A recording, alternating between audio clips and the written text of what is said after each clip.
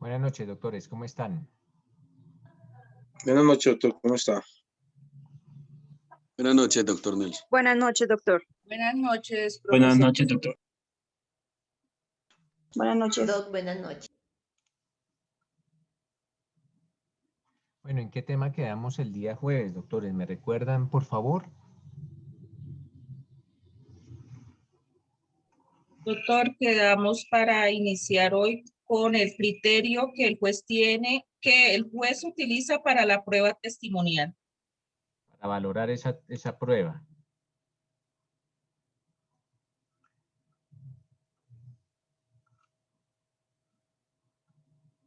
Listo, mis doctores. Para remitirnos al Código de Procedimiento Penal y básicamente en donde están consagrados los criterios para apreciar la prueba testimonial, nos vamos a remitir, doctores, por favor, al artículo 404. Ojo, 404 del Código de Procedimiento Penal, y en ese artículo, pues, se plasman cuáles son los criterios de apreciación de la prueba testimonial. Entonces, alguien que por favor nos lea el artículo 404 del Código de Procedimiento Penal. 404, doctores. Doctor, buenas noches. Buenas noches, Doctor, Walter. buenas noches. Bueno, dejemos a una dama, por favor. A Vanessa. Alda, Listo, por favor. 404. Apreciación del testimonio. Para apreciar el testimonio, el juez tendrá en cuenta los principios técnicos científicos sobre la percepción y la memoria, y especialmente lo relativo a la naturaleza del objeto percibido, al estado de sanidad del sentido o sentidos por los cuales se tuvo la percepción, las circunstancias del lugar, tiempo y modo en que se percibió los procesos de rememoración. El comportamiento del testigo durante el interrogatorio y el contrainterrogatorio, la forma de su respuesta y su personalidad. Vale, listo. Entonces, básicamente, mis doctores, allá están consagrados los criterios para valorar. Por eso es tan importante que el testigo esté frente al juez, que el juez tenga la posibilidad de percibir que, aparte de su relato, cuáles son sus comportamientos, tiene que hacer un análisis de su personalidad. Ahora en la virtualidad eso es lo que se denomina el principio de inmediación. Ahorita con la virtualidad se ha hecho un poco más difícil. Sin embargo, el juez le exige a los testigos que prendan sus cámaras. Sin cámara no hay testimonio. ¿Por qué? Porque el juez necesita por lo menos observar, así sea a través de una cámara, necesita observar el testigo y necesita pues precisamente valorar cuáles son todos y cada uno de los comportamientos, cómo es la forma en que el testigo relata los hechos. Todos esos aspectos tienen que ser valorados por el señor juez. También sobre el testimonio, mis doctores, inicialmente y por regla general, la calidad de testigo, ¿quiénes tienen esa calidad de testigo? Y quienes tienen, ya lo habíamos visto tangencialmente, ahorita lo vamos a ver un poquito más a profundidad, quienes tienen ese deber de testimoniar.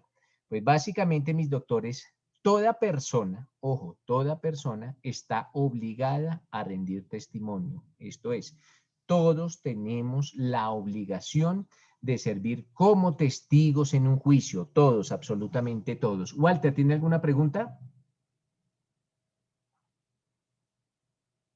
Walter Lemos. No, profe, una apreciación con respecto al tema de las audiencias virtuales.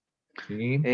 Semana pasada me tocó una audiencia de juicio oral y respectivamente el juez me hizo parar de la silla, tomar posición para jurar frente al testimonio que iba a rendir, Y de igual forma me tocó la cédula, mostrarle la cara, las dos caras de la cédula, tenerla por lo menos unos 5 a 10 segunditos, la cédula mostrándole las partes para que vieran pues la autenticidad del documento, de lo que es la cédula. Entonces, Básicamente eso no es para ya, ver la sí, autenticidad, Walter, porque nosotros mirando la cédula suya no podemos determinar si es auténtica o no, pero sí sabemos por lo menos si esa cédula corresponde al nombre del testigo que se está informando. Básicamente es para sí, corroborar sí, eso. doctor.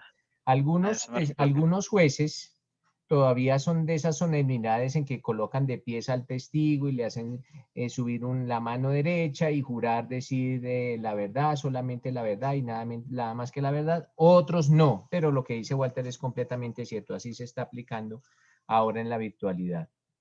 Entonces les decía, doctores, que inicialmente, por regla general, todos nosotros o toda persona está obligada a rendir a rendir testimonio y ese testimonio es bajo juramento. Esto no lo inventa ni la jurisprudencia ni la doctrina, está consagrado en la ley, está consagrado en la ley 906 del 2004 en su artículo 383. Entonces, por favor, leamos el artículo 383 de la ley 906 de 2004.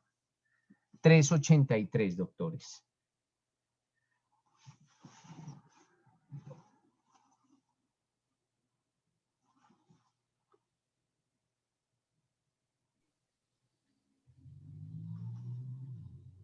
Obligación de rendir testimonio. Toda persona está obligada a rendir bajo juramento el testimonio que se le solicita en el juicio oral y público o como prueba anticipada, salvo las excepciones constitucionales y legales.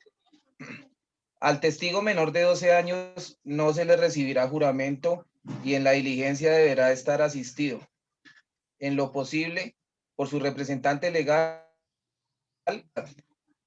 El juez, con fundamento en motivos razonables, podrá practicar el testimonio del menor fuera de la sala de audiencia, de acuerdo con lo previsto en el numeral quinto del artículo 146 de este código, pero siempre en presencia de las partes, quienes harán el fuera en juicio público. Listo, gracias, John. Entonces, mire ese, doctor, es que, acorde con lo que nos consagra ese artículo 383 de la ley 906 de 2004, toda persona está obligado a rendir testimonio, salvo las excepciones constitucionales y legales. Si ustedes quieren ahondar sobre esa obligación de testimoniar, está una sentencia de la Corte Constitucional que desarrolla toda una línea jurisprudencial al respecto y es la sentencia de la Corte C-069 de 1994. Esa sentencia C-069 de 1994 desarrolla lo inherente a la obligación de rendir testimonio, el soporte constitucional de la obligación de declarar. Indica la Corte en esta sentencia que pues, este deber de declarar nace precisamente del deber de solidaridad que tenemos entre cada uno de los habitantes de este territorio y asimismo con ese deber de colaboración con la administración de justicia. Y ese deber de colaboración de administración de justicia está consagrado constitucionalmente, mis doctores, porque cada temita que vayamos hablando vamos a indicar dónde está su soporte. Ese principio o ese deber o esa obligación de todos nosotros de colaborar con la justicia es un mandamiento constitucional. ¿Y en dónde está consagrado en la Constitución? En el artículo 95. Ojo, artículo 95 de la Constitución. Alguien que por favor nos lea el artículo 95 de la Constitución Política, en donde está consagrado ese deber de colaboración para con la administración de justicia.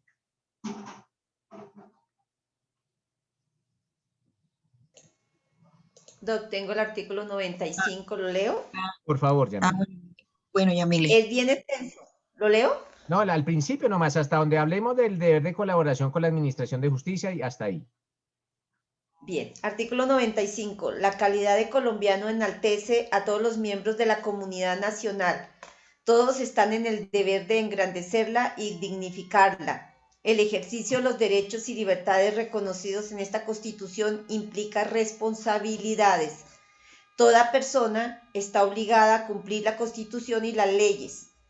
Son deberes de la persona y del ciudadano. Primero, respetar los derechos ajenos y no abusar de los propios. Segundo, obrar conforme al principio de solidaridad social, respondiendo con acciones humanitarias ante situaciones que pongan en peligro la vida o la salud de las personas. Tercero, respetar y apoyar a las autoridades democráticas legítimamente constituidas para mantener la independencia y la integridad nacional. Cuarto, defender y difundir los derechos humanos como fundamento de la convivencia pacífica. Quinto, participar en la vida política, cívica y comunitaria del país. Sexto, proteger el logro y mantenimiento de la paz.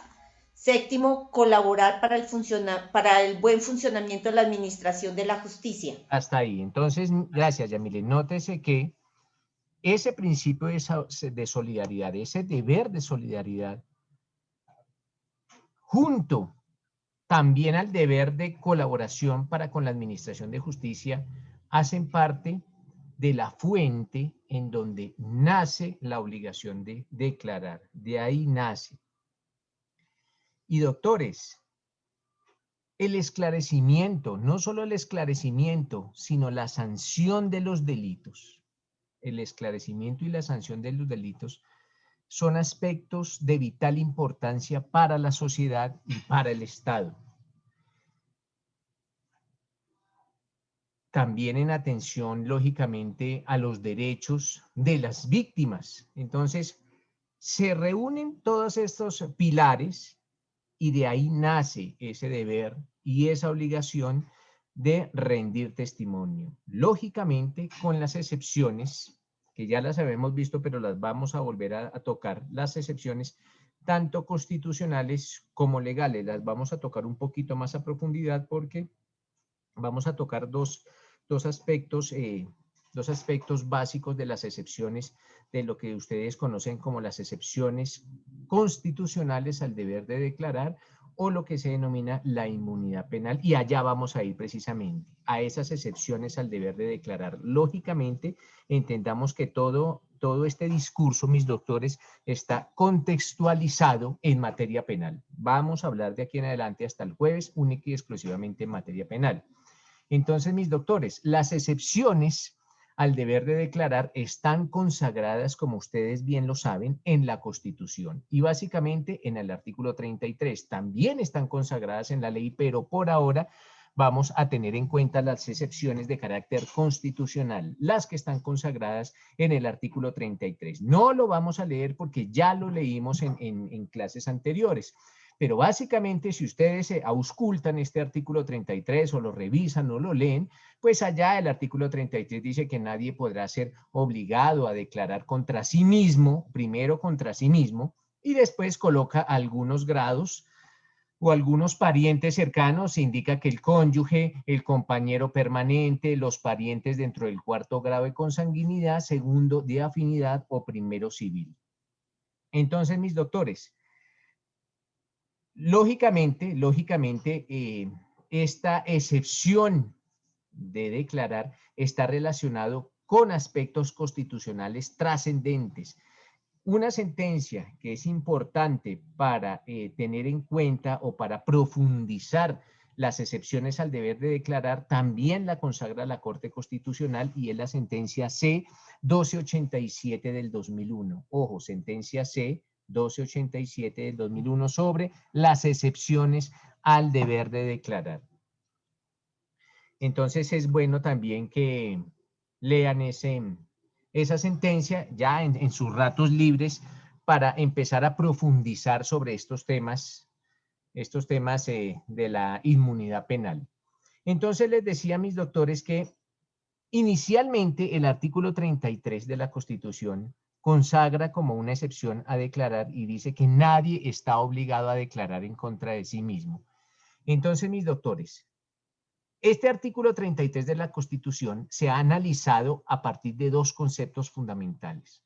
Entonces, todo el desarrollo del artículo 33 de la Constitución ha sido desarrollado a partir de dos conceptos que se conocen como el de la solidaridad íntima y el de la solidaridad familiar. Ojo, esos dos conceptos, el primero se denomina solidaridad íntima y el segundo solidaridad familiar. Y vamos a tratar de explicar cada uno de ellos. Cuando hablamos de solidaridad íntima, mis doctores, hacemos alusión, y esto lo dice esa sentencia 287 del 2001, es donde se plasma todos estos principios. Cuando hablamos de solidaridad íntima, mis doctores, se concibe o se entiende la solidaridad íntima como esa tendencia natural del ser humano, es una tendencia natural del ser humano a autoprotegerse. Entonces, ¿en qué consiste la solidaridad íntima? Es la tendencia natural del ser humano a autoprotegerse. Y también se puede concebir como la tendencia natural del ser humano a evitar sufrir daños. Ojo, evitar sufrir daños. En eso consiste la solidaridad íntima. Entonces, cuando se consagra en el artículo 33 que nadie está obligado a declarar contra sí mismo, ojo, contra sí mismo, ahí está consagrado el principio de la solidaridad íntima. Solidaridad íntima significa, en palabras del artículo 33, que nadie está obligado a declarar contra sí mismo. ¿Por qué? Porque nosotros tendemos a autoprotegernos, tendemos a proteger nuestro propio ser y a evitar sufrir daños. Entonces, mis doctores, en eso consiste el principio de la solidaridad íntima. Existen, mis doctores, algunas figuras en el... Bueno, este principio de la solidaridad íntima no solo está consagrado en el artículo 33. El desarrollo legal en materia penal del artículo 33 está consagrado en el artículo 8º del Código de Procedimiento Penal, que son los derechos de la defensa. Alguien, por favor, remitámonos al artículo 8º del Código de Procedimiento Penal que nos habla sobre los derechos de la defensa. ¿Qué nos dice ese artículo 8º? Hasta solo lo de la autoincriminación, no más. Que ese también es un poquito extenso.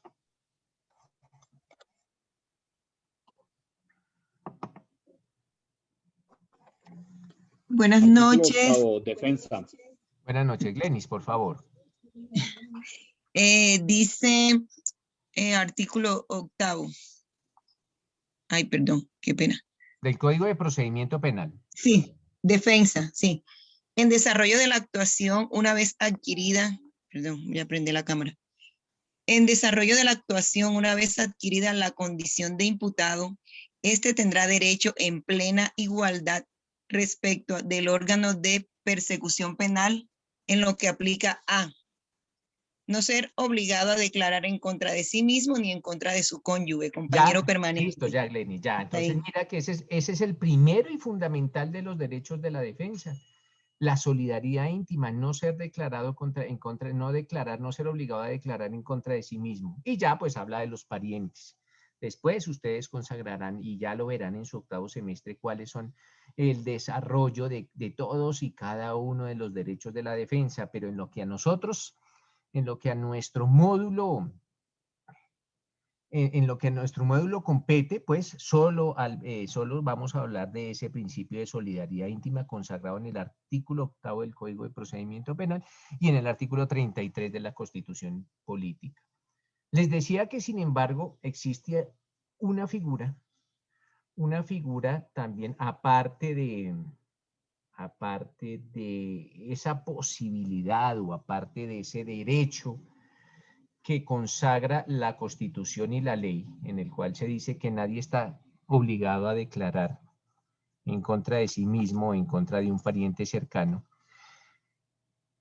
La Fiscalía también tiene una potestad. La Fiscalía, dentro de sus labores de investigación y de recaudar elementos materiales probatorios, evidencia física o información legalmente obtenida, una de las potestades que tiene la Fiscalía es citar a esa persona que está siendo objeto de investigación. No puede hacer la Fiscalía, es una potestad que tiene, es una atribución. Si a bien lo tiene la Fiscalía, lógicamente. ¿Y citar a quién? Citar a esa persona que está siendo investigada, lo que ustedes van a conocer en su derecho procesal penal como el indiciado. Citar al indiciado. Citar al indiciado de la Fiscalía, ¿para qué? Para interrogarlo, lo que se denomina el interrogatorio de indiciado. Eso está consagrado, esa posibilidad está consagrada en el Código de Procedimiento Penal, doctores, en el artículo 282. Ojo, en el 282 se consagra la posibilidad que tiene la Fiscalía General de la Nación o la Policía Judicial para interrogar al indiciado. Leamos, por favor, el artículo 282 y vamos explicando o vamos extendiendo cada uno de los conceptos que se plasman en ese artículo 282. Ahora sí, un caballero, por favor.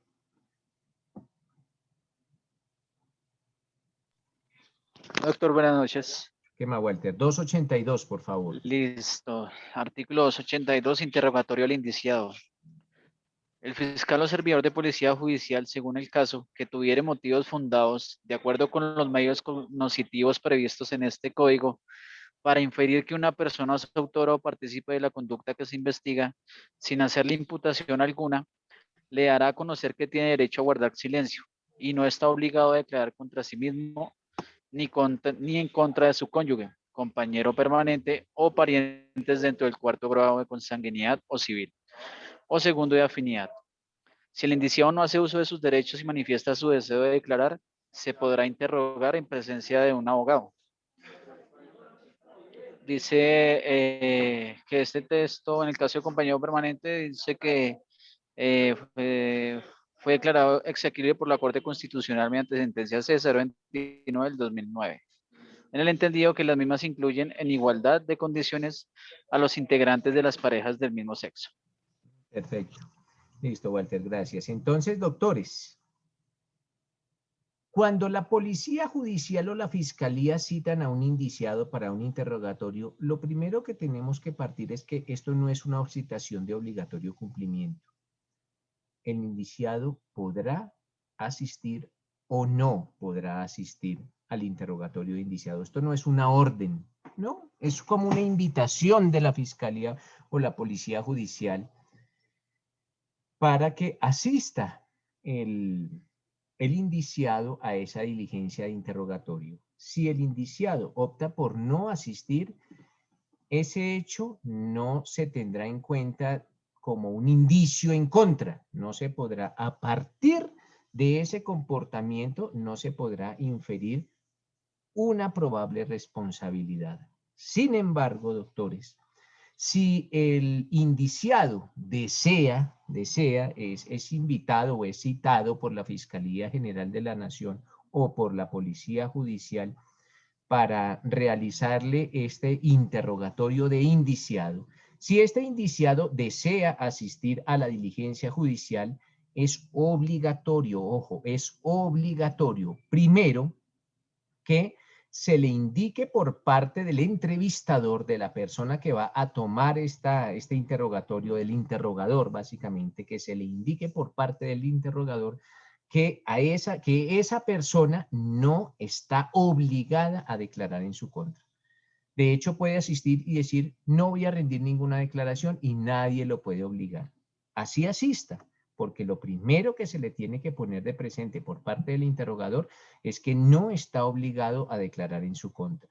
Segundo, obligatoriamente, ojo, obligatoriamente, ese indiciado en el momento de su interrogatorio debe estar asistido o debe de estar acompañado por parte de su defensor, ya sea un defensor de confianza o un defensor asignado por el Sistema Nacional de Defensoría Pública. Tiene que estar acompañado de su defensa, no es que si quiere, no, tiene que estarlo. Incluso si el indiciado es un abogado, también tendrá que estar acompañado por su defensor.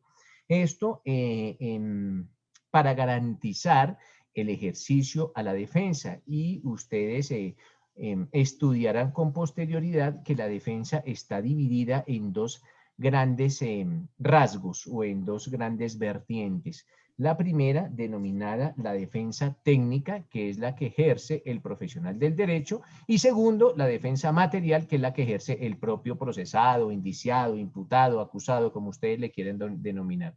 ¿Qué nos dice don Jorge? Sí, doctor, quisiera hacerle una pregunta. ¿Esta persona puede arrepentirse en los dos casos? Es decir, él dice que no está, no es necesario que declaren en su contra. Entonces él opta por no declarar, pero dice, no, mejor yo declaro. ¿Puede arrepentirse? O al revés. Sí. O al revés, él dice, no, yo voy a declarar, pero resulta que se arrepiente. ¿En cualquiera de las dos formas lo puede hacer? Sí, señor, se puede cualquiera de las dos. Esto no es un derecho que, digamos, que se renuncia y ya nunca jamás se puede volver a hacer uso de él. No, Jorge, él puede decir, mire, yo quiero declarar, y en un momento en que ya siente que de pronto está haciendo algo, hasta aquí llego, ya no declaro más, nadie lo obligará. O eventualmente que decir que no, pero después podrá asistir a la fiscalía y decir, mire, ¿saben qué? Lo pensé bien, sí voy a declarar, no hay ningún problema con, digamos, con esas retractaciones.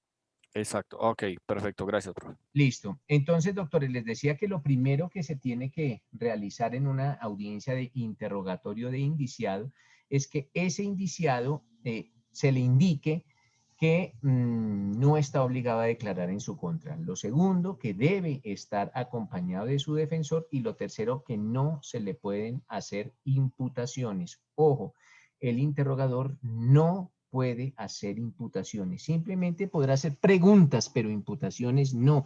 Entonces no podrá decir, don Nelson Prieto, usted elaboró un documento falso y lo presentó a un juzgado. No, eso es una imputación, y esa clase de interrogatorios o esa clase de preguntas no se pueden efectuar en un interrogatorio de indiciado, no se pueden hacer imputaciones. En ocasiones la fiscalía cita entrevista. Ojo, el interrogatorio de indiciado, así como su nombre lo indica, es la declaración del indiciado. La declaración, digamos que la persona es, a ver, utilicemos otro término, es como del sospechoso de la comisión del delito. Pero cuando la fiscalía cita a testigos, ojo, a testigos, hablamos de entrevistas, ya no son interrogatorios, son entrevistas, y simple y llanamente la fiscalía o la policía judicial citan a ese testigo para que informe lo que a bien tenga con relación a unos hechos, pero es un testigo. El testigo a quien se le recepciona una entrevista no debe, no es obligatorio que asista con defensor, ¿no? Porque simplemente es un testigo. Lo que pasa es que en ocasiones la fiscalía cita, entrevista a testigos y les empieza a hacer imputaciones. Entonces, si ya le está haciendo imputaciones, ya se convierte de una entrevista, se convierte como un interrogatorio de indiciado, y en esos casos tendrá que estar presto, o tendrá que estar muy, muy al tanto de la situación esta persona que está siendo objeto de la entrevista, para percibir si su entrevista se está transformando en un interrogatorio de indiciado y tomar las medidas que a bien tenga en caso tal que se le estén haciendo imputaciones. ¿Qué nos dice Walter? Ahí en ese caso, doctor, el suscrito, pues yo he hecho diligencias de interrogatorio, y dentro del formato de policía judicial, el FPJ 27 nombra, lo primero que nombra es el artículo, el 282, lo primero, y ahí dice, pues se le pregunta al indiciado si entiende su derecho. Sí, Entonces ahí en ese claro. caso, si dice que no, como comúnmente decía, si de igual forma hay presencia de Ministerio Público, sí o no, los generales de ley que se le toman, las preguntas directas que se le realizan, y por último, pues ya la firma tanto del investigador, del fiscal, si es el caso, y de igual forma Ministerio Público que estuvo presente. Sí, pero Entonces, entonces vamos, son Walter, formatos muy sencillos que se utilizan. en los casos en que Walter nos está haciendo alusión a un interrogatorio, pero en ojo con las entrevistas. También la Policía Judicial o la Fiscalía General de la Nación suelen practicar entrevistas. ¿A quién? A los testigos. Y las entrevistas a veces pasan la línea de la entrevista para convertirse en un interrogatorio, entonces tendremos que estar muy pendiente de que no se vulnere por parte de la agente estatal ninguno de nuestros derechos fundamentales. Y compuestar, como nos dijo Walter, aquí lo primero que se cita es el artículo 282, que es lo que se denomina el interrogatorio del indiciado. Y en ese interrogatorio del indiciado, pues en esos modelos que tiene la policía judicial, pues básicamente se le van a hacer unas preguntas está siendo objeto de investigación penal. Existe una discusión, mis doctores. Walter, ¿alguna otra acotación? Walter Martínez. Doctor, buenas noches. Frente a este caso, mi pregunta es lo siguiente. Cuando en este caso la unidad de policía judicial está haciendo la respectiva entrevista y que por ende pues está la ausencia del Ministerio de la Unidad de Defensa, como lo que es de la Defensoría del Pueblo, frente a estos casos, ¿hay algún tipo de vulneración que frente al proceso interrogatorio que se le está haciendo a la parte se pueda vulnerar un derecho fundamental, ¿cierto? Entonces, ¿se podría tumbar este interrogatorio cuando las preguntas sobrepasan este límite jurídico? Sí, Walter, si se está practicando el interrogatorio, ojo, el interrogatorio, y en ese interrogatorio no se encuentra asistida el indiciado por parte de su defensor, el interrogatorio es nulo por violación de derechos y garantías fundamentales. O en caso tal que no se le haya puesto de presente esa posibilidad que tiene de no declarar en contra de sí mismo ese derecho, o en caso tal de hacerle imputaciones por cualquier, esas son 3 obligaciones tal y como lo consagra la ley, 3 obligaciones que se le impone a la Fiscalía General de la Nación o a la Policía Judicial para la práctica de los interrogatorios de indiciado, Walter. Y de hecho, cuando también traía colación, que de hecho también cuando se va a hacer la entrevista a este imputado. No, porque es que una cosa es, no, porque si es el indiciado, no estamos hablando de entrevista, estamos hablando de interrogatorio, Walter. Las entrevistas se le hacen es a los testigos, pero al indiciado, cuando el indiciado se va a escuchar, se realiza mediante la diligencia de interrogatorio.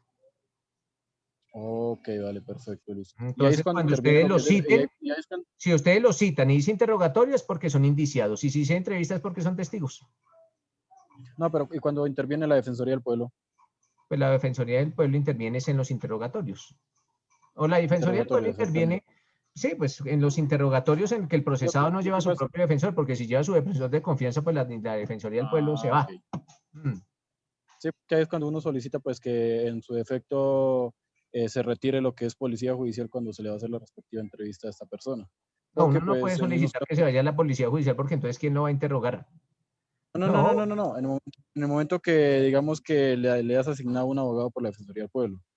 Ah, pues es que ese abogado tiene la diligencia de interrogatorio al indiciado, claro que sí, lo tendrá que acompañar para materializar el derecho a la defensa. Sí, ok, listo. Vale. Listo, a ese punto era que le quería hacer aclaración. Vale, perfecto. ¿Qué nos dice Miguel? Profe, y en ese caso, ¿dónde está la línea de la obstrucción a la justicia? Porque normalmente le dicen a uno, no, es que mire, si usted no colabora, pues ahí está pidiendo la justicia y bueno. No, Miguel, usted está en una excepción constitucional. Ojo, si usted es indiciado, y lo llaman a interrogatorio de indiciado, usted está en la potestad o usted tiene el derecho de ir. Y si va, usted puede rendir testimonio o no.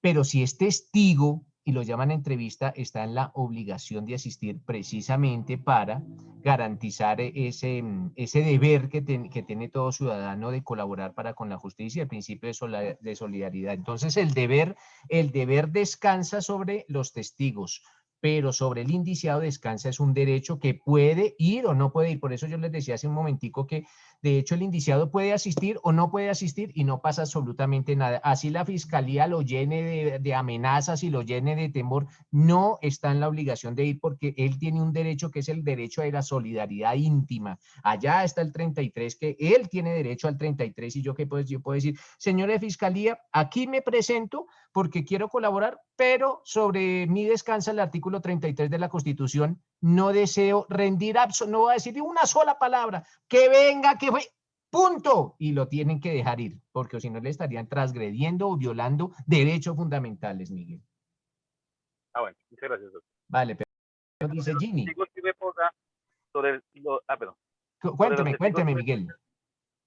Sobre los testigos sí reposa la abducción. O sea, Sí, ellos señor, sí la pueden... obligación. Sobre los testigos, sí, Miguel. Ginny. Gracias, profe. Buenas noches. Buenas noches.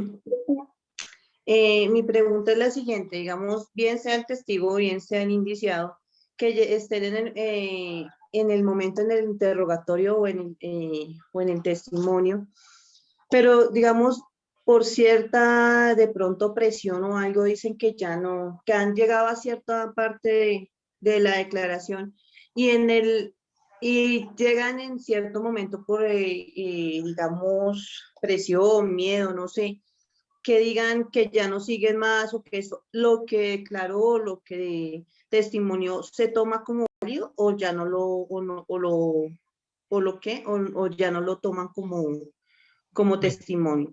Ginny, tenemos que partir de la base, Ginny, sí, en qué diligencia estamos. Si estamos en la toma de entrevista por parte de Policía Judicial, pues básicamente, aunque tenemos ese deber de colaborar con la justicia y tenemos ese deber de solidaridad, de pronto, eventualmente, si el entrevistado no desea responder alguna pregunta, es bueno que indique cuál es la razón, el motivo, la circunstancia por el cual no desea por el cual no desea brindar esa respuesta, pero en sede de entrevista. Si está en juicio, por eso se le toma juramento, Ginny. Por eso es el juramento. Por eso lo que nos decía Walter anteriormente, por eso tiene que levantar la mano y decir que si jura decir la verdad, solamente la verdad y únicamente la verdad de los hechos que le constan. Si eventualmente puede ser que hasta la misma seguridad del testigo corra peligro con las manifestaciones que está realizando, es deber y es obligación de la Fiscalía General de la Nación proteger a los testigos y a las víctimas. Entonces se tendrá que poner en conocimiento de la Fiscalía General de la Nación las posibles amenazas o el posible peligro que corra la víctima o el testigo. Y pues con base ya en las nuevas labores que la Fiscalía realice para la protección tanto de la víctima como del testigo, pues se recepcionará su testimonio. Pero entonces, Ginny, si, al respecto de tu pregunta, si él contestó parte de las preguntas y partes no, esas partes de las preguntas se valorarán comunes y corrientes, o sea, no se hará ninguna excepción a la valoración si el testigo responde parte de las preguntas y partes no, se valora igual, Jimmy. Ok, profe, gracias. Vale, Lina María. Profesor, mi pregunta es la siguiente. Cuando usted hablaba que la Fiscalía cita al testigo solo a entrevistas, él no tiene la obligación de asistir con un abogado, con un defensor.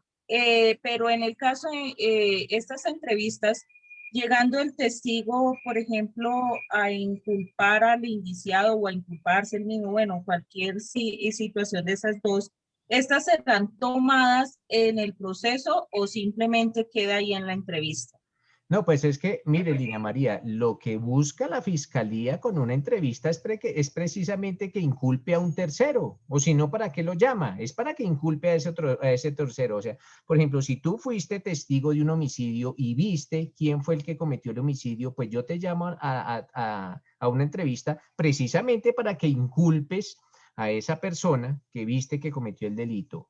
Entonces, no hay ningún problema con la entrevista. Lo que pasa es que si yo cito a Lina como testigo a una entrevista y Lina se empieza a autoincriminar, ya la entrevista se convierte en un interrogatorio de indiciado. Y en ese momento tengo que suspender inmediatamente esa entrevista y decirle, espéreme Lina, si usted se está inculpando, lo primero que tengo que decirle es que usted está en todo su derecho a no autoincriminarse. Entonces, ojo, si usted quiere continuar, puede hacerlo, pero si no, hasta aquí podemos llegar. Y lo segundo, inmediatamente necesita un abogado al lado suyo para protegerle su derecho a la defensa. ¿Por qué? Porque ya pasamos de un testigo a un aspecto de indiciado. Entonces, usted ya se está realizando autoimputaciones y todo, entonces ya tengo es que protegerle su derecho. Si no, pues se podrá atacar, si eventualmente el investigador no lo advierte, pues se podrá atacar con posterioridad esa diligencia judicial por violación de derechos y garantía fundamental, Lina María. ¿Qué nos Gracias, dice profesor. Yamile?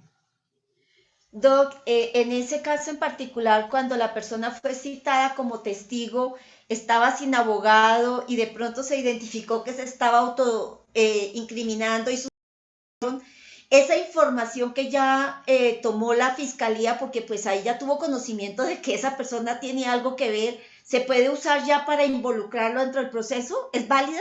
Pues mire, Yamile, que aquí hablamos de la fuente independiente, del descubrimiento inevitable o del vínculo atenuado. Claro que lo podrá utilizar la fiscalía, pero para desarrollar, digamos, una nueva línea de investigación, para enfocar toda su estrategia investigativa en torno a establecer la veracidad de afirmaciones, pero lo que sí tiene que hacer es suspender inmediatamente esa diligencia y si lo va a citar después como indiciado, pues hacerle todo el protocolo y el interrogatorio de indiciado. Pero sí puede ser utilizada esa información porque Vale, pues, la fiscalía no lo iba a advertir tampoco, eso también la tomaron como sorpresa. Claro. Ginny. No, profe, yo no. Ah, qué pena, fue que la mano levantada. Bueno, perfecto. En ocasiones, mis doctores, esta diligencia de interrogatorio de indiciado, y esto que se los indico como a manera de estrategia, esto es completamente legal y completamente válido. Ojo, esto es legal y válido. Bueno, antes a veces por las preguntas se me van las ideas, pero ya volvió. Existe una discusión, les decía, doctores, existe una discusión entre la doctrina y la jurisprudencia y la misma fiscalía en torno a establecer, no se han logrado poner de acuerdo los juristas en establecer si el interrogatorio del indiciado es un derecho o es una atribución general de la nación. Esto es, si yo soy el indiciado y yo deseo y quiero que la fiscalía me escuche, puedo enviar un memorial o puedo informarle a la fiscalía que quiero que la fiscalía me escuche, lo deseo que lo haga. Es mi derecho a que la fiscalía me escuche. Sin embargo, la tesis mayoritaria apunta a establecer que el interrogatorio indiciado no es un derecho, sino es una potestad de la Fiscalía General de la Nación. Aunque, como le repito, hay algunas voces que cada vez están tomando más fuerza en la que se llega a establecer que el interrogatorio del indiciado es un derecho. Y si esta tesis sale avante, en un futuro no muy lejano, va a ser un derecho y podrá ser ejercido. Esto es, el indiciado podrá indicarle a la Fiscalía General de la Nación que desea ser escuchado, ya sea por policía judicial o por el fiscal, y la policía judicial deberá escucharlo, porque es un derecho del cual está haciendo uso este indiciado. Por ahora no. Por ahora, ojo, por ahora es una facultad de la Fiscalía General de la Nación. Sin embargo, doctores, a partir de de establecer que el interrogatorio indiciado es una potestad. Sin embargo, los defensores utilizan esta herramienta, la herramienta de interrogatorio indiciado. Y los defensores con alguna sagacidad lo hacen, ¿para qué? Para empezar las puertas a la Fiscalía General de la Nación en lo que atañe, y lo verán en su octavo semestre, en lo que atañe a una probable solicitud de medida de aseguramiento de detención preventiva en establecimiento de reclusión. Ustedes en su octavo semestre, pues básicamente, pues lo vamos a dejar como abierta esa puertica, como para que ustedes tenerlo como contextualizado, pero esto lo desarrollarán en profundidad en su derecho procesal penal.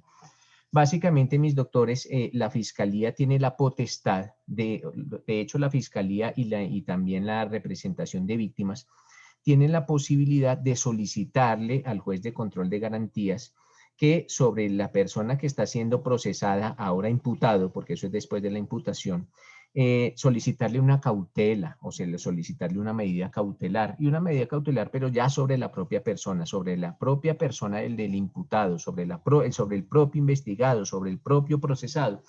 Y esa cautela básicamente es imponerle una medida de aseguramiento. Y las medidas de aseguramiento, básicamente y muy rápidamente, porque le repito, esto no es objeto de este módulo, son dos. Una se denomina medidas de aseguramiento privativas de la libertad y otra medidas de aseguramiento no privativas de la libertad. Pero son cautelas. Las más fuertes, las más aflictivas, las que más invaden derechos fundamentales, pues lógicamente son las medidas de aseguramiento privativas de la libertad. Cuando vamos a dejar privada de la libertad a este procesado, a este investigado o a este imputado, lo vamos a dejar privado de la libertad porque un juez así lo determina. Un juez así lo determina previa solicitud de un fiscal o de la propia representación de víctimas. ¿Qué me dice Walter? ¿Tiene alguna pregunta?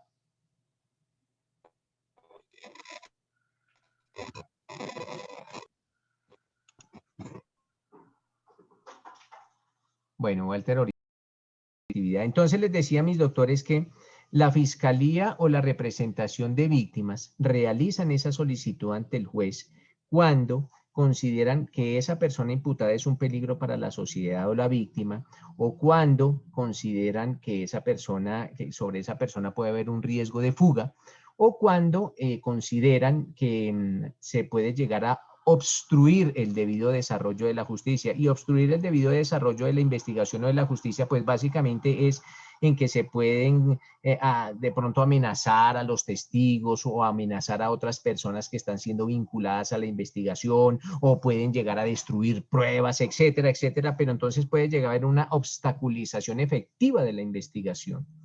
Pero en lo que atañe, mis doctores, al riesgo de fuga, ojo, al riesgo de fuga, pues les decía que el interrogatorio indiciado es utilizado por la defensa sabiamente para desvirtuar el riesgo de fuga. Me explico. Si ustedes como defensores tienen conocimiento, o bueno, ustedes llegan a tener conocimiento que a una persona la está siendo investigada la Fiscalía General de la Nación y ustedes les otorgan poder para ser los defensores en ese caso. Entonces, o acude a su oficina de abogados algún ciudadano o alguna persona y les indica que sobre ellos se está adelantando una investigación penal por parte de la Fiscalía.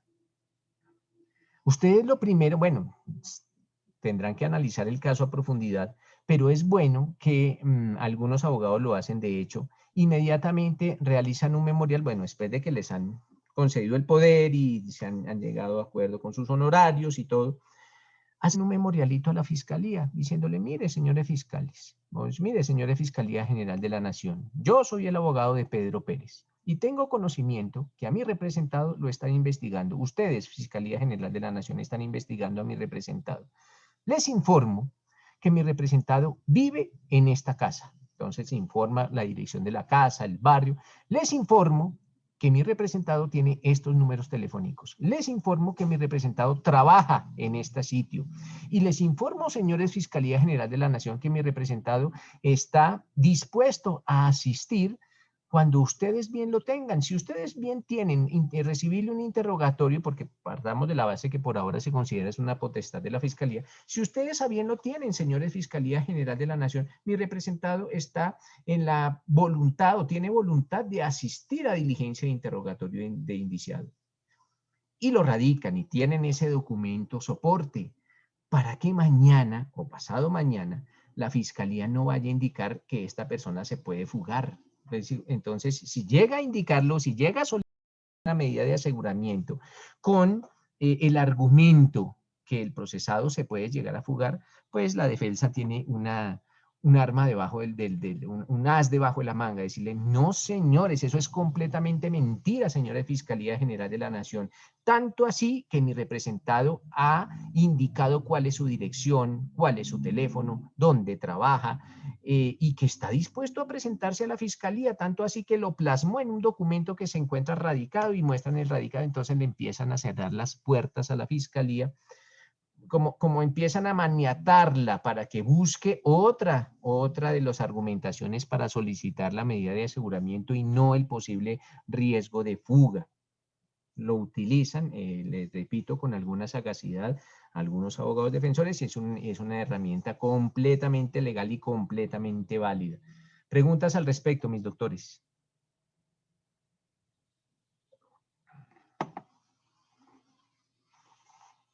¿Qué nos dice Walter? Por mi parte, Walter? no, señor.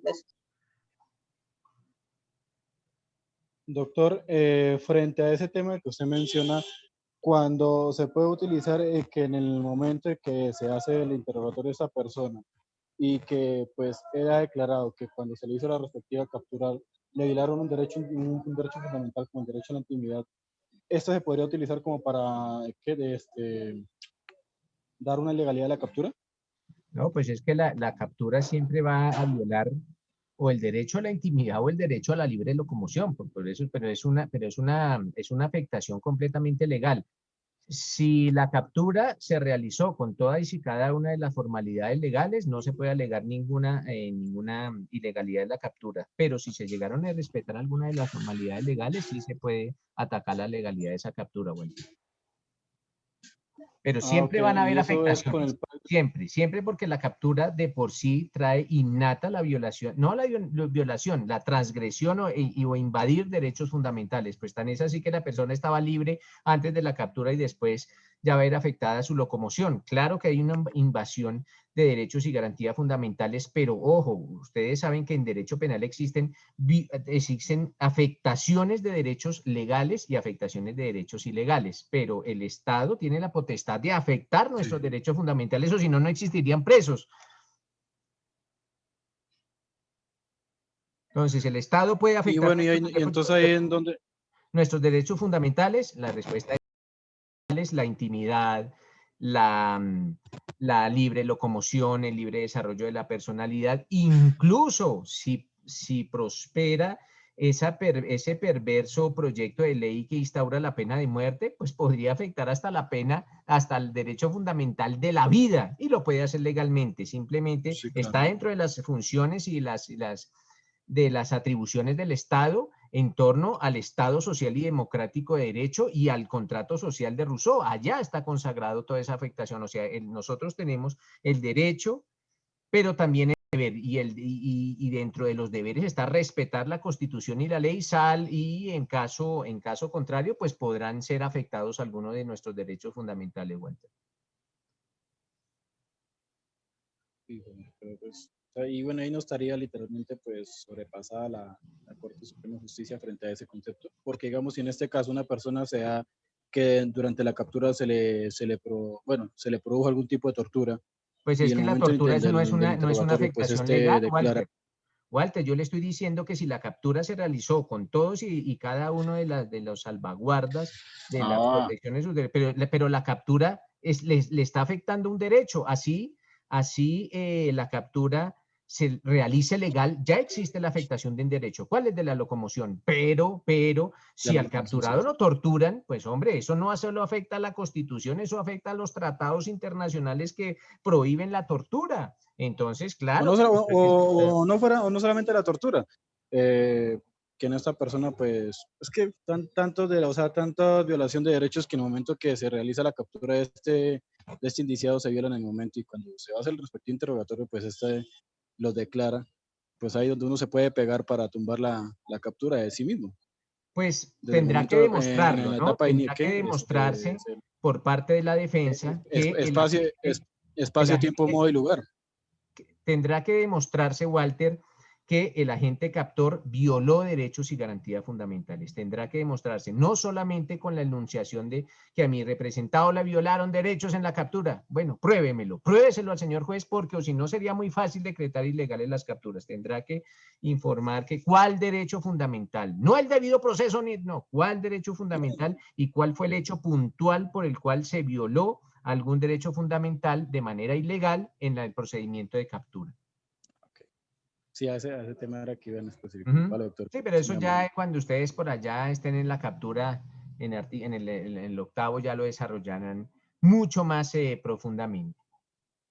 Sí, es que ese caso se mira muy, muy frecuentemente, y pues de ahí donde se pegan muchos defensores. Sí, ya no tanto, Frente al Walter, ya caso. no tanto. Antiguamente sí, pero ya los agentes captores, los agentes estatales tienen un poquito más de cuidado al realizar procedimientos de captura. Ya no tanto. Ya se siguen declarando ilegalidades de algunos procedimientos de captura, pero ya no tanto como antes. Entonces les decía, mis Vale, doctores, listo, esa intimidad o ese principio de esos pilares sobre los que descansan las inmunidades penales, pues, hablábamos primero de la solidaridad íntima. Y hablamos de la solidaridad íntima, ya sabemos qué es. Es ese derecho que tiene toda persona de no autoincriminarse. Eso se denomina solidaridad íntima.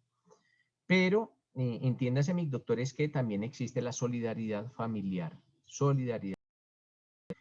Y cuando hablamos de solidaridad familiar, pues básicamente estamos hablando de que primero que todo, mis doctores, se trata de un derecho renunciable, al igual que la solidaridad íntima. El derecho de la solidaridad familiar también es un derecho al cual se puede renunciar.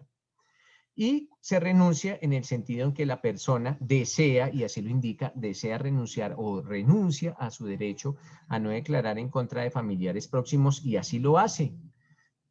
Eventualmente, a veces hace para sindicarlo o señalarlo de la comisión de un delito.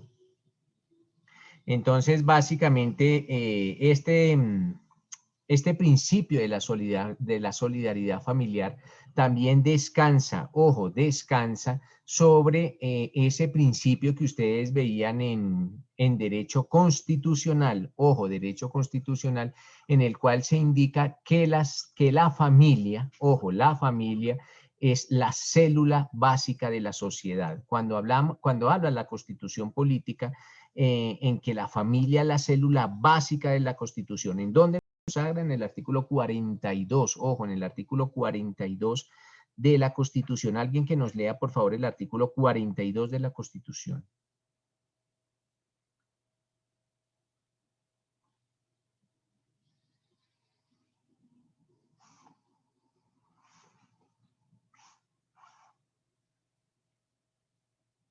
¿Se fueron todos? Ahí quedó con el 42. Aquí lo tengo, Doc. Cuéntame, Yamilia. Bien. También es extenso hasta... Hasta la familia, que es la célula de la sociedad, y ya, no más. Vale. Artículo 42. La familia es el núcleo fundamental de la sociedad. Se constituye por vínculos naturales o jurídicos, por la decisión libre de un hombre y una mujer de contraer matrimonio o por la voluntad responsable de conformarla. El Estado y la sociedad garantizan la protección integral de la familia. La ley podrá determinar el patrimonio familiar inalienable e inembargable. Hasta ahí, honra, Yamile, gracias. la dignidad y la... Hasta ahí, muchas gracias, Yamile. Entonces, nótese, mis doctores, que es la misma Constitución, y es la misma Constitución la que indica que la familia es ese núcleo fundamental de la sociedad. Entonces, precisamente para salvaguardar ese núcleo fundamental de la sociedad, o la célula básica de la sociedad, pues no podemos llegar a obligar a las personas a declarar en contra de sus parientes más cercanos. No, porque atentaríamos contra esa célula básica de la sociedad. Entonces, cuando hablamos de solidaridad familiar, pues básicamente hacemos alusión a ese derecho que tienen las personas de no declarar en contra de sus familiares más cercanos. Les acoto nuevamente que es un derecho renunciable, es un derecho renunciable, es un derecho al cual se puede renunciar. Y pues por allá ustedes auscultarán en su código de procedimiento penal que este testimonio se regulará ya como lo habíamos plasmado en el artículo 404, ya está regulado la forma de ese testimonio. Sin embargo, nótese lo siguiente, mis doctores, y nosotros tenemos o podemos llegar a tener muy en claro el concepto. Claro que podemos tener claro los conceptos, lo podemos, ustedes dicen, sí, yo tengo claro el concepto de solidaridad íntima y tengo claro el concepto de solidaridad familiar. Tengo claro que uno no puede autoincriminarse y que uno tiene el derecho a no autoincriminarse y que uno tiene el derecho a no incriminar a sus familiares más cercanos. Sin embargo, los problemas, ojo, los problemas que se suscitan con respecto a la solidaridad familiar o a la solidaridad íntima, se generan o se suscitan es en el momento de ejercer. Aquí nosotros podemos tener los conceptos muy claros, pero el problema se va a suscitar ya en el ejercicio de su actividad. ¿Y en qué casos, por ejemplo, se puede llegar a presentar un problema? Y dejémoslo planteado y lo piensan, damos 5 minuticos para que lo piensen y me dan la posible respuesta. Pensemos, mis doctores, en que cualquiera de nosotros o nuestros clientes son citados como testigos. Son testigos, los llaman a una entrevista. Ojo, los llaman a una entrevista. ¿Por qué? Porque para la fiscalía o para la policía judicial, ellos son testigos de algún hecho que está siendo objeto de investigación. Y allá, al recibirle la entrevista, el funcionario de Policía Judicial o de la Fiscalía General de la Nación no le indica al entrevistado que el indiciado es su familiar más cercano. Puede ser que el indiciado sea su hermano y lo cita a diligencia de entrevista y no le informa que el indiciado es su hermano. O porque el entrevistador no sabe, porque puede no saberlo, o porque no se lo quiere indicar. Se pueden presentar cualquiera de las dos variables, porque dolosamente el entrevistador no le informe al entrevistado que el investigado es su hermano o su familiar más cercano, o su padre o su hijo, y lo llama aún hacia una entrevista y lo pone a declarar como testigo eventualmente contra su familia. No le indicó que era su hermano, ya les digo cualquiera de las dos, o porque no sabía que el investigado era su familiar próximo, o porque aún sabiéndolo, dolosamente ocultó esa información y no se la puso de presente al entrevistado.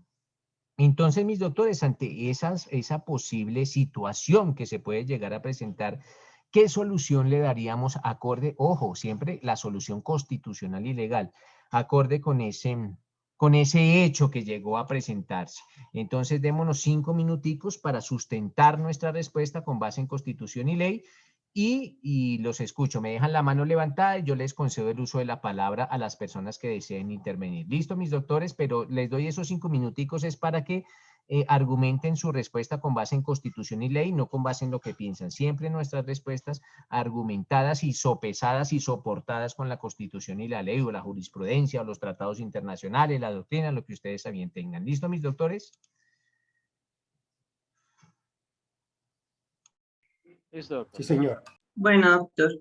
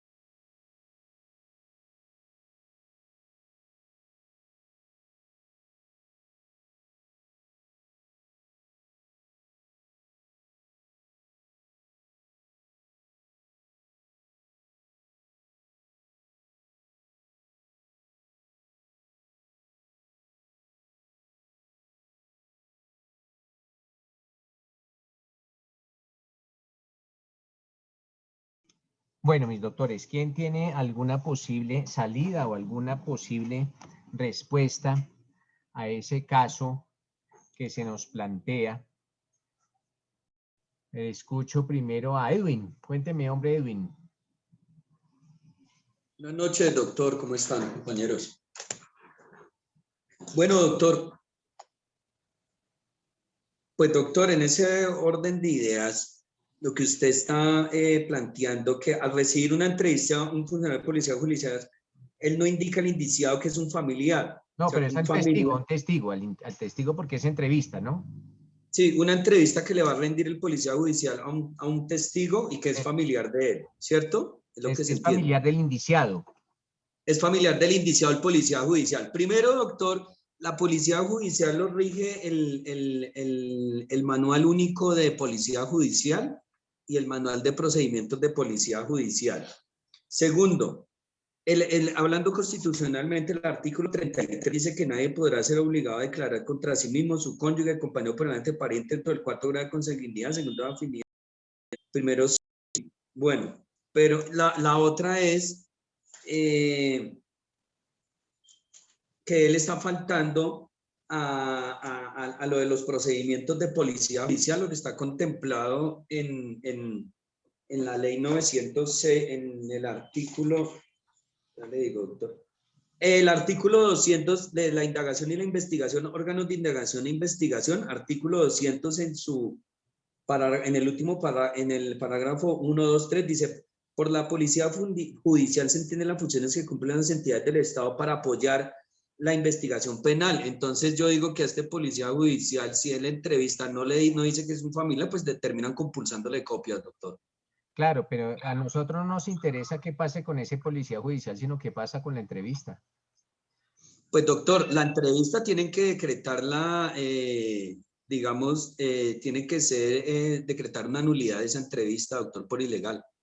Vale, perfecto, listo, gracias, Edwin. ¿Qué nos dice Lina María? Doctor, aquí de acuerdo a lo que dice el artículo 142 del Código General del Proceso, que son los deberes de la Fiscalía General de la Nación. Entonces, en este caso, traemos aquí a colación lo que usted nos decía, que este testigo, el fiscal lo llama a entrevista y no le informa el derecho que tiene él, de la que está consagrado en el artículo 33 de la Constitución Política. Entonces, dado el caso, si el defensor del indiciado puede solicitar que a petición, o sea, la petición de la parte, que esta prueba es inconducente. Entonces, como son prohibidas por las reglas de derecho. Entonces, en este caso, la prueba sería inconducente porque él no fue informado en su momento del derecho que tenía a no declarar en contra de su familiar. Vale, perfecto. ¿Qué nos dice Oriana? Profe, pues yo leyendo nuevamente el artículo 282, yo siendo defensor de la otra parte solicitaría que esa declaración no se fuera recibida en el proceso, pues ya que pues, para mí carecería de nulidad, profesor. Listo, Oriana. ¿Qué nos dice Mónica? Gracias. Hola, profe, buenas noches. Pues es una posibilidad. Se podría plantear el artículo 455 del Código de Procedimiento Penal en relación a la fuente independiente. ¿Y por qué fuente independiente, Mónica? Sí, profe, es que precisamente, porque finalmente la entrevista, pues yo considero que puede ser tomada como de manera legal, aunque el medio, pues como tal, no se dio de la manera correcta, ¿sí? Entonces, se podría plantear porque pues, es la nulidad derivada de la prueba ilícita, ¿no? Sí, pues, pero igual ¿cuál es la fuente, Mónica, de la prueba ilícita en este caso? ¿Cuál es la fuente? Profe, pues ese es el... O sea, acuerdo nosotros, la fiscalía o la policía judicial va a practicar una entrevista. ¿Cuál es la fuente de esa prueba? Sí, profe, pues que precisamente usted nos había comentado en la clase. No, pero es Mónica, que te estoy preguntando que cuál es la fuente. ¿Cuál es la fuente de una entrevista? la fuente como tal de la entrevista. ¿Sí? ¿Cuál es la fuente de una entrevista? Ah, sí, profe, es que primero usted nos había hablado del artículo Mónica, 23. te estoy preguntando, ¿cuál es la fuente de una entrevista? Yo conozco perfectamente las excepciones a la teoría del fruto del árbol envenenado, las conozco, Sí, pero te profe, es pregunto que, o es, sea, ¿cuál es es la que, fuente de una entrevista? profe, pues precisamente esa es una forma de buscar, Pero precisamente, Mónica, no me responda cosas que no estoy preguntando. Ojo con las reglas de interrogatorio. La pregunta es, ¿cuál es la fuente de una entrevista?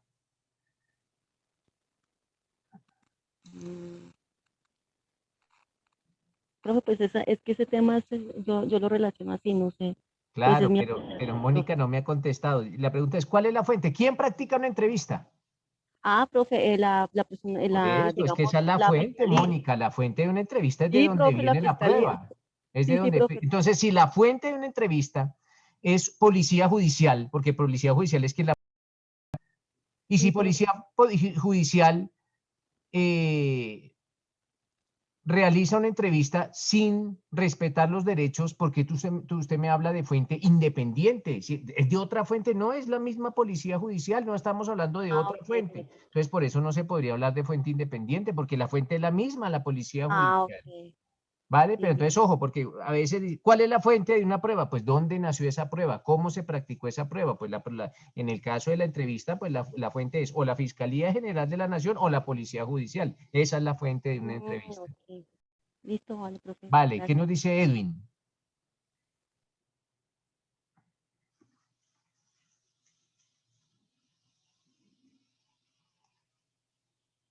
Bueno, Edwin se nos fue. No, doctor, discúlpeme, es que dejé la mano Ah, levantada. bueno, listo, perfecto. Miren, Gracias. doctores, que se presenta otro problema. Y ese, si no, no vamos a dar 5 minutos, sino 1 minuto. Eso ni siquiera nos vamos a ausentar. Y de la lectura, porque nosotros hemos leído por allá el 33 y hemos leído el 8º del Código de Procedimiento Penal, pero no leemos bien. En derecho, mis doctores, en derecho toca leer excesivamente lento. Excesivamente lento. Esto no es como leer literatura o leer novelas. No, no. No. En derecho toca leer muy lento. Porque en derecho nos damos cuenta de ciertos problemas que pueden surgir, de los cuales no nos percatamos por no leer despacio. Alguien, por favor, ¿y qué les voy a poner el tema? El tema se va a llamar. El tema se va a llevar, así se va a llamar el tema. Miren, les voy a poner este tema de problema. Se va a llamar el parentesco civil. Ojo, el parentesco civil. Vamos a hablar única y exclusivamente del parentesco civil. Alguien que por favor me lea el artículo 33. El 33 de la Constitución, ¿no? De la Constitución. Aquí lo tengo, de inmunidad penal. Sí. ¿Lo Léalo, leo? Emily. Sí, claro, por favor. Nadie podrá ser obligado a declarar contra sí mismo o contra su cónyuge, compañero permanente o parientes dentro del 4º grado de consanguinidad, 2º de afinidad o 1º civil. A ver, Yamile, en lo que atañe al parentesco civil, ¿qué grado me dice la Constitución? 1º civil. Ah, primero civil. Gracias, Yamile. Entonces, según la Constitución, la excepción de inconstitucionalidad cobija al 1er grado de parentesco civil. Al 1er grado de parentesco civil. Y eso lo dice la Constitución. Eso allá no lo leyó Yamile. Ahora, Yamile, también el artículo 8º del Código de Procedimiento Penal. Ojo, el artículo 8º. El Código de Procedimiento Penal. Y le vamos a poner ese especial énfasis al parentesco civil, por favor.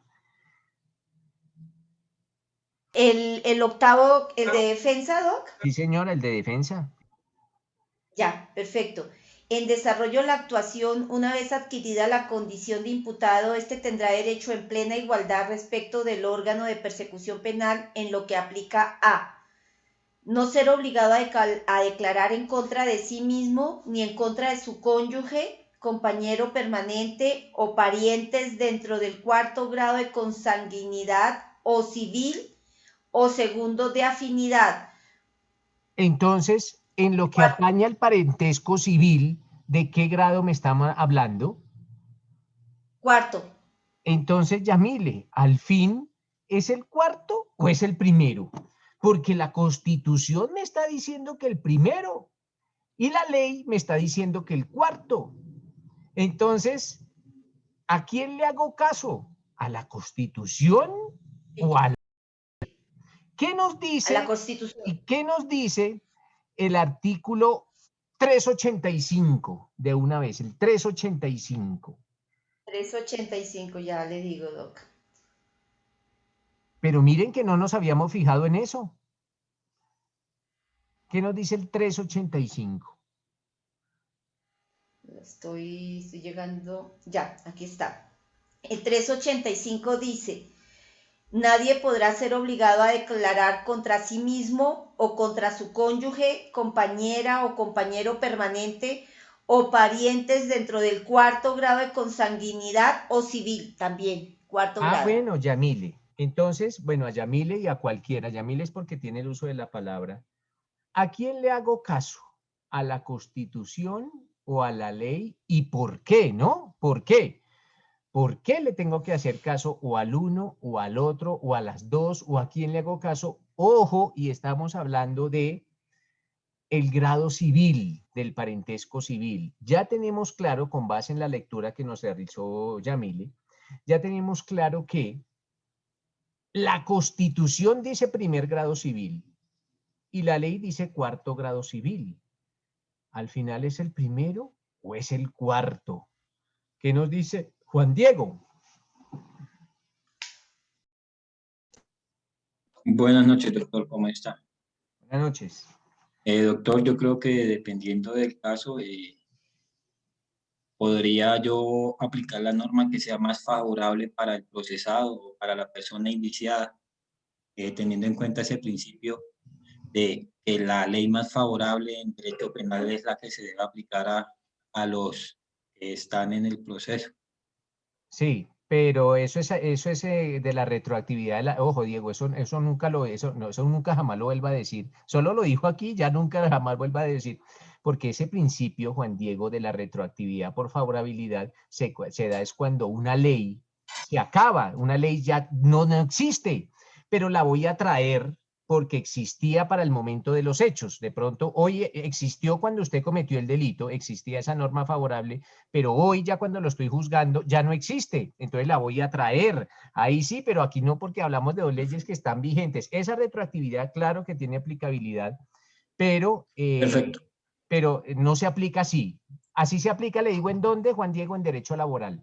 En derecho laboral. Entonces derecho laboral, la favorabilidad, digamos, la norma más favorable, cuando hay dos normas que están en el mismo código, que eso es lo que ustedes conocen como el indubio pro operario, así se denomina, el indubio pro operario, pero en derecho penal, no, cuando hablamos de indubio pro reo o de favorabilidad, de retroactividad por favorabilidad, es traer normas que ya no existen, pero porque existían cuando se cometieron los hechos, o aplicar una norma que existe hoy, pero que no existía cuando se cometieron los hechos. Entonces ahí sí, ¿listo, Juan Diego? Listo, Doc, o sea en un caso en el que las dos normas están vigentes, la favorabilidad no sería un principio del derecho que entra a dirimir ese problema. Claro, pero entonces mírese también, Señor. Juan Diego, que usted también se va a ver en un embrollo cuando tenga dos normas de distinta jerarquía. Porque ustedes cuando estudiaron pirámide de Kelsen, sí, señor, vieron que la Constitución está por encima de todas las demás normas. Entonces, cuando existen dos normas, pero una es superior a la otra. Perfecto, entonces siendo así un problema de estos, claro, se vamos a soluciona tener por un la problema. jerarquía de las leyes. De no, hecho, se más presentó no. el problema. Esto que les planteo, se presentó porque aquí, si bien es cierto, tenemos dos normas y como lo dice Juan Diego, una es más beneficiosa que la otra, pero la que es más beneficiosa en el rango o en el escalafón o en la jerarquía de las leyes está por debajo de la que es más restrictiva. La que es más restrictiva es la de la Constitución porque solo manda para el primer grado civil. Entonces aquí vamos a tener un problema con eso, pero ya ahorita lo resolvemos. Pero lo que dice Juan Diego no es desacertado, también se tiene que aplicar. Listo, Juan Diego, gracias. ¿Qué nos dice Mónica? Profe, pues yo considero que la Constitución, porque ¿Por pues qué, igual, Mónica? ¿Por qué? profe, pues el primer grado de consanguinidad lo constituyen los padres, los hijos. Yo no le estoy preguntando que cuáles son los grados de consanguinidad módica, porque eso ya lo sabemos. Dígame por qué se tiene que aplicar la Constitución y no la ley. Pues igual el artículo 42 de la Constitución Política lo establece que, digamos, la familia es el núcleo de la sociedad. Entonces, pues es mi apreciación, profe.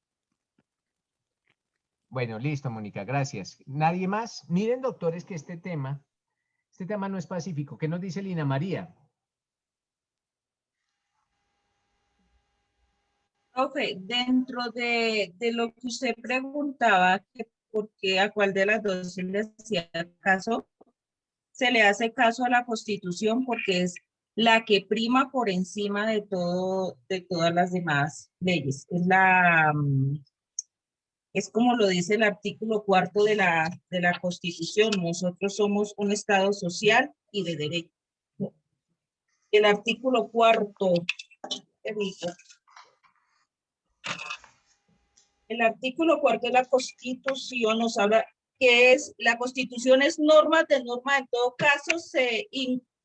en todo caso de incompatibilidad entre la Constitución y la ley u otra norma jurídica se aplicarán las disposiciones constitucionales, profe. Allá entonces Lina nos saca una fuente que es la Constitución y dice que cuando haya una incompatibilidad entre Constitución y ley, primará la ley, ¿cierto, Lina María? Prima la Constitución, dice. Prima la Constitución, dice. O sea, prima. Entre pelea y Constitución y ley, gana Constitución. Sí, señor, prima la Constitución. Vale, perfecto. Pues, doctores, lo que dicen ustedes es completamente cierto.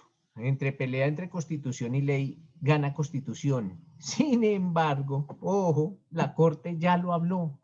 La Corte ya lo dijo. Esto no me lo inventé, no, yo esto ya, ese problema ya lo habían descubierto desde hace muchos años. Por allá en el año 2005 salió ese problema a relucir. Y la Corte ya habló, ya sentó su postura en una sentencia. La sentencia C-799 del 2005. Ojo, C-799 de 2005. ¿Qué dice la sentencia de la Corte Constitucional o qué dice la Corte? Básicamente, y es bueno que la tuviésemos en cuenta porque lo que dice Lina es muy cierto. Pelea entre Constitución y ley, gana Constitución. Pues eso es en unas palabras muy coloquiales que nosotros hablamos acá académicamente. Porque allá habla que entre todo caso incompatibilidad entre la Constitución y la ley primará la Constitución. Claro, pero no siempre, no siempre. La Corte Constitucional ya dirimió este caso entre la pelea entre el artículo 33 de la Constitución, el artículo 8 del Código de Procedimiento Penal y el 385 de la misma normatividad. Dijo la Corte que en ese caso se aplicará la norma de mayor cobertura legal. Ojo, la norma de mayor cobertura legal. Y que no, o sea, no se presenta incompatibilidad, porque lo que nos lee Lina María es que en caso de incompatibilidad, y aquí no habla, aquí la ley y la ley y la Constitución no están siendo incompatibles, sino están dando un derecho o una garantía. Entonces, ¿cuál se debe aplicar? La que brinde mayor garantía o mayor cobertura posible de los derechos fundamentales y básicamente pues es el 4º grado civil. Entonces, si quieren una excepción entre quién manda, si Constitución y ley, ahí está la excepción. Por encima del artículo 33 de la Constitución, ojo, en lo atinente a parentesco civil, por encima del artículo 33 encuentran una ley.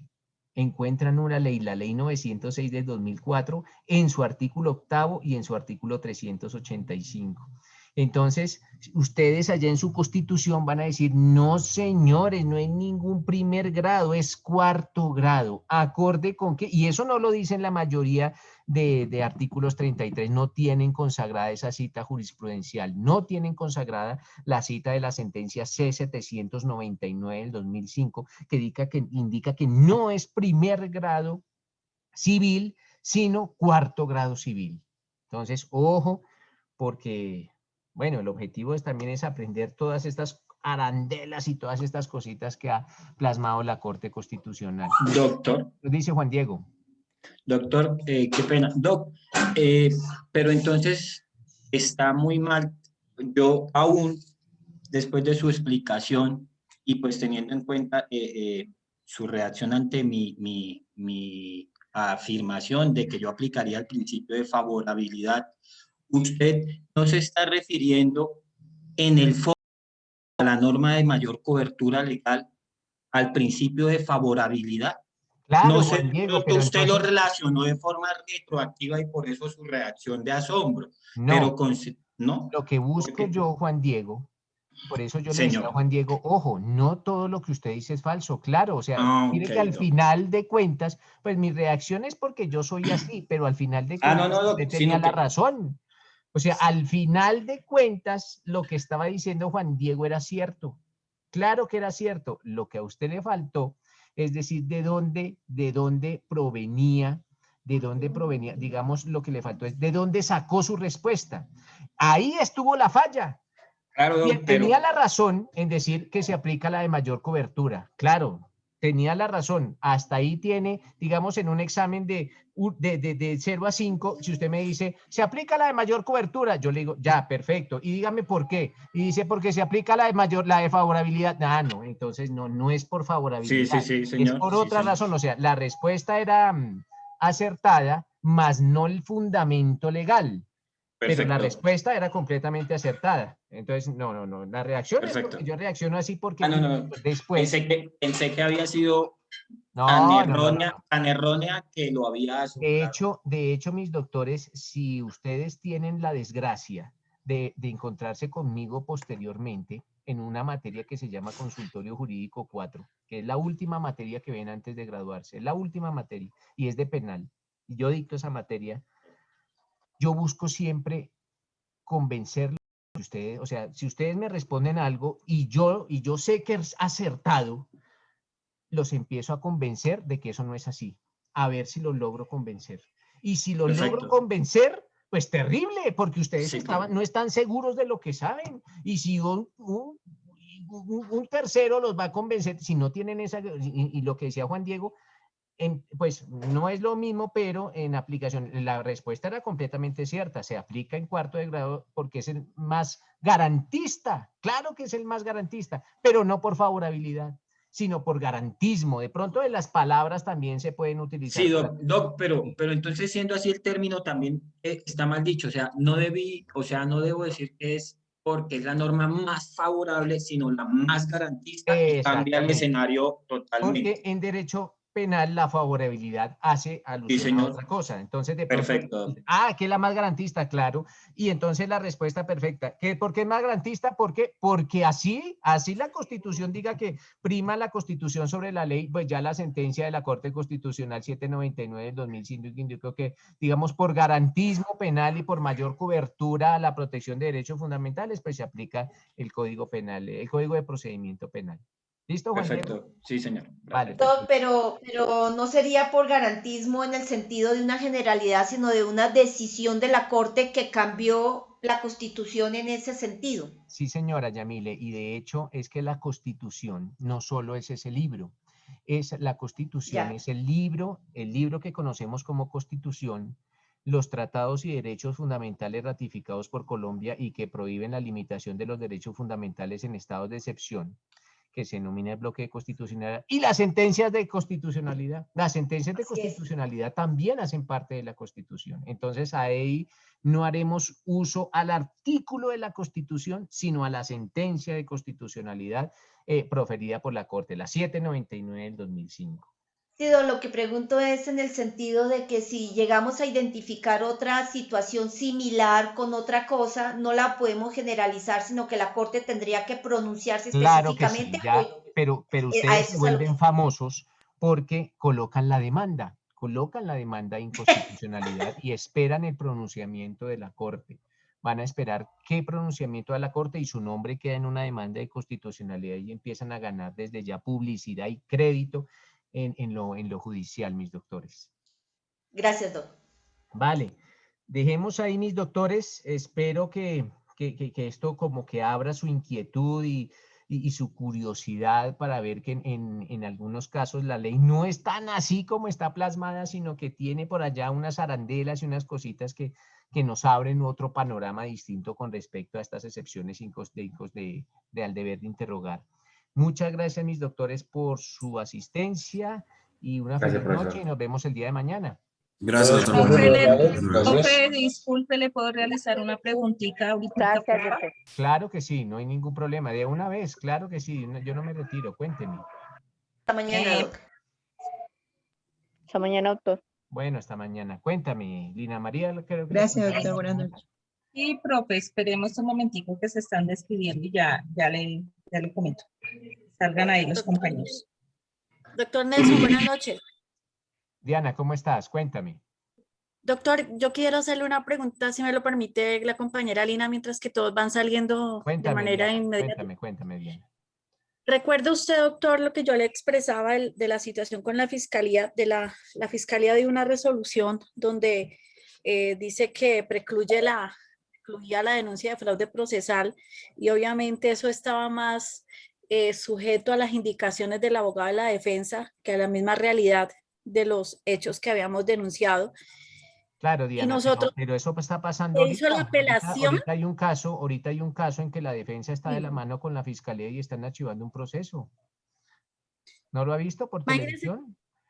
Ahorita Sí, señor. Que están de la mano fiscalía y defensa, como nunca lo pueden estar porque la defensa va por un lado y la fiscalía va por el otro, pero en un caso que hoy fue la audiencia, o yo no sé, hoy estaba programada la audiencia, fiscalía y defensa son mejor dicho, son los amigos para archivar un proceso, ¿no? Para archivar un proceso. Ustedes ya sabrán qué caso es, porque a mí no me gusta meterme también en otros asuntos. El proceso de Uribe. El proceso de Álvaro Uribe Vélez. Cuénteme, Diana. Bueno, doctor, entonces, en este caso, resulta que hicimos apelación a la resolución de la Fiscalía. Logré enviar la apelación, bueno, se le envió al fiscal competente, conocedor del caso, eso fue el 28 de febrero precisamente, no, sí, el 11 de febrero, sí, antes de que se vencieran los términos, sí, como el 28 de febrero, si no estoy mal, en fecha sí voy a errar, y resulta que tuve la posibilidad de entregarle una copia al fiscal general, al doctor Barbosa. Por esta es la fecha en que no tenemos ni una mínima respuesta de nada. Cuando no hay nada. Cuando se refiera al fiscal, diga a Barbosa, no le ponga el apelativo de doctor, porque a las personas que no lo son, no se les puede llamar así. Entonces, a Barbosa le entregó una copia y está esperando la respuesta, ¿cierto? Sí, claro. Usted me cae muy bien. ¿Cuál es la pregunta? Doctor, la pregunta es, ¿cuánto tiempo dentro del marco legal debe esperar uno la apelación? No, pues... La respuesta de la apelación. Claro, pero es que, primero que todo, ¿quién decidió precluir la investigación? La fiscal.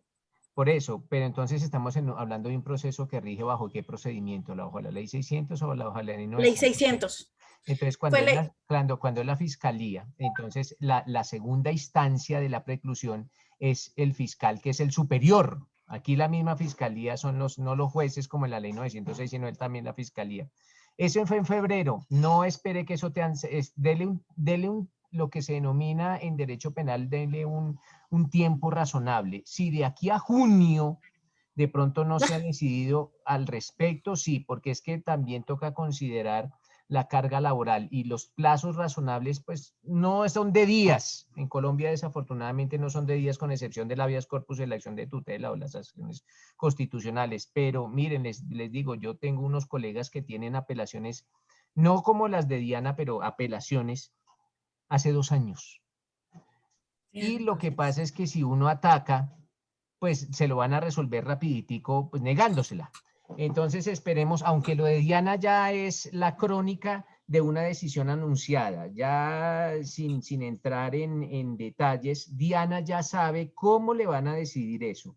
Entonces, como usted ya lo sabe, usted ya sabe en qué sentido va a salir esa decisión, pues interponga un derechito de petición a la Fiscalía haciendo uso del plazo razonable y de toda la legislación que hay sobre plazo razonable Interamericana de Derechos Humanos y los obliga a pronunciarse ya, porque usted no va a perder nada, porque usted ya, bueno, eso ya es la crónica de una confirmación anunciada, para ser un poquito más explícito. Entonces hágalo así y empieza a presionar, porque si su estrategia es otra, puede buscar más celeridad en el proceso con derechos de petición. Sí, eso quería como confirmar en su orientación. Y doctor, para concluirle, es lo siguiente. Digamos, tengo el otro proceso que es una masacre de los Ubos. El mismo modus operandi de la masacre del Nilo. Si uno entra a averiguar, inclusive se hizo una demanda con nombres de personas Diana, que nunca estuvieron. Mírese lo que hace en agosto, si no estoy mal. Estos son cuestiones académicas. Mírese las entrevistas que le hicieron al doctor Eduardo Montealegre Linet en agosto sobre demandas contra una persona determinada ante la Corte Penal Internacional por 2 masacres. Esa fue por la que en Ituango, la del Aro y otra, la del Aro y otra.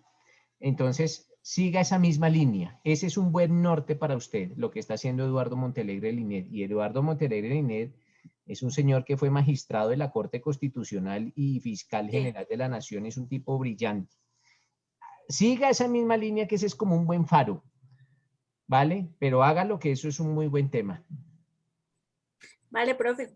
Bueno, le agradezco. vale, muy amable. bien, que tenga buena noche. Listo, lo mismo. Ahora sí, Lina María. Ay, doctor, buenas noches. No, primero Lina María, porque ella tenía, primero en el tiempo, primero en el derecho, es uno de los principios generales. ¿Qué nos dice Lina María? Tranquilos, Profe, que yo no me desconecto.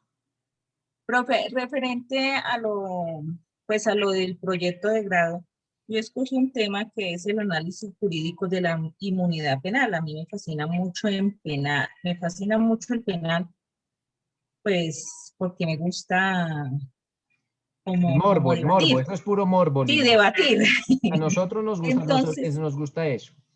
Sí, entonces yo quisiera saber en este caso, cuando tenga que presentar, por ejemplo, como sé que toca presentar el anteproyecto y todo, ¿qué posibilidad que usted me colabora guiándome con los temas, libros, sentencias y todo para estos temas? Lina María, cualquier cosa me escribe al WhatsApp y si no, yo por lo menos la voy revisando y le voy diciendo, mire, encáucese por este lado, o de pronto no se vaya tan general, sino un poquito más puntualizado. El secreto de un trabajo de estos de grados es como identificar muy bien el caso, delimitarlo para que eso no se vuelva tan extenso, delimitarlo y solo hablar de un tema en específico, pero claro que si me puede o escribir o llamar, y con mucho gusto, Lina María. Ay, muchas gracias, profe, muy formal. Vale, perfecto. Y que tenga una buena noche. Lo mismo. ¿Alguien más iba a hacer alguna pregunta? Sí, doctor, buenas noches, con Gloria Tobar. ¿Qué más, Gloria? La cámara, doctor, hágame un favor para saber, quiero comprar el de lógica jurídica, pero quisiera que me aconsejara el autor.